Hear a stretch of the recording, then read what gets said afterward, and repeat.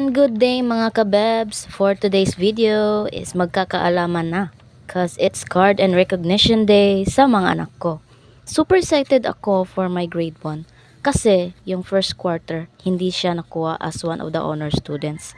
Kaya ngayong second quarter, feel ko na talaga na makapasok siya kasi grabe yung effort ko para sa kanya sa second quarter.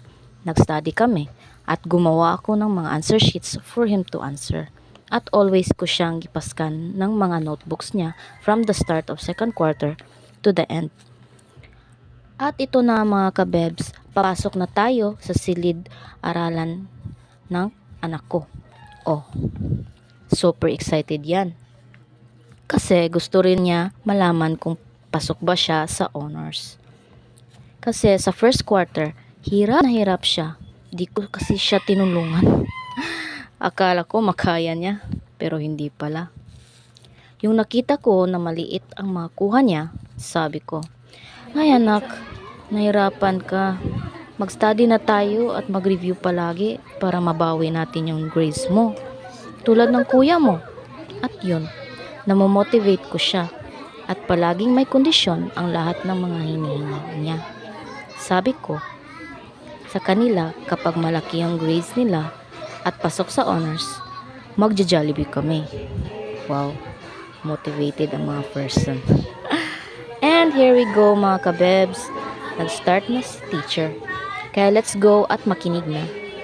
Watch na tayo kung sino ang mga awardees for this second quarter. Una is yung mga nag-average score ng 90%. Yun, si Chad Avril.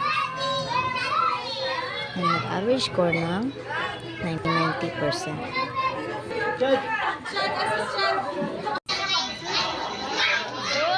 John Jenner, Zane, Mateo. Dalawa is yung mga 91%. Irish, Steffi. At ito na ang pinakahihintay ko is yung ma-recognize na yung anak ko sa honors, si Francis Von C. Ruiz, na nag-average score ng 91% this second quarter. Yay! Oy, 92% is yung nag-92%. Risha, Prince. Last but not the least, 93%. Si JD, si Francis John, and Amaraya. And here is my eldest son, J. Vince. He never failed to make us proud. He has always have been part of the honor students since grade 1. I'm very proud of him too. Kaya ito na puro kusnot-kusnot na yung certificate niya. Sige lang. Pertente honor. Me and my husband are always so happy for my kids. Mawala talaga yung pagod.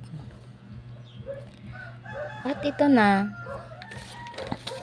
ang hinihingi nila na magja-Jollibee kami. Oh, super excited sila at super happy.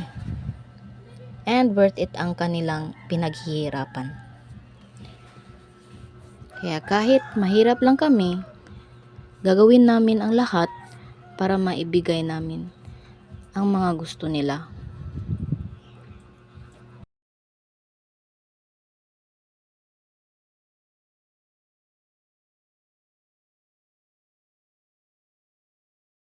And that's all.